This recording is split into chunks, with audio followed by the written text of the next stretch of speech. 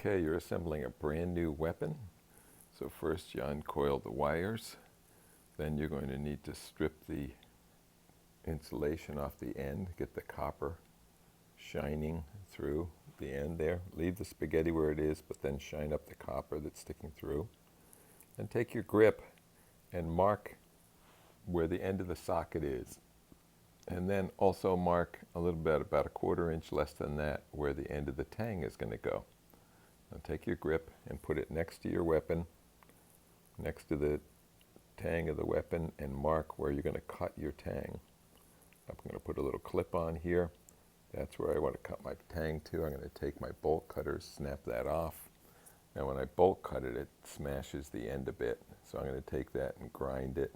You could use a file also.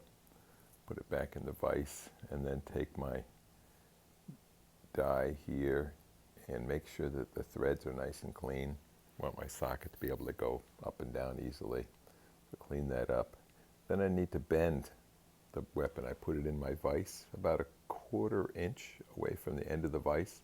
So there's a little bit of room for it to bend. And I go gently, bend gently, down and in. Remember, you're going to bend a different way for a righty than for a lefty. They both bend down, but then in towards the fencer. So righty goes in one way and the lefty goes in the other way. So make sure you know which way you're bending it. You can look at the grip to figure that out. Bend it gently, down and in.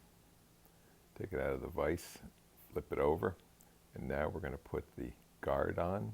Slide it on gently, make sure not to trap the wires. Then put the wires through the socket, through the big hole and then through the small holes.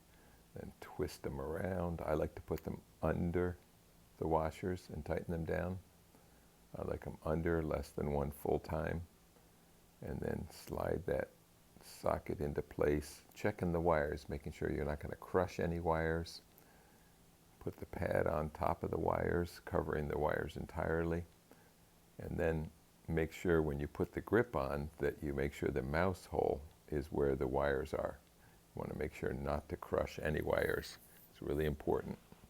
Then you can tighten it down finger tight and double check to make sure you're not crushing the wires, and then finish it off, and then you're done. You've got yourself a brand new weapon.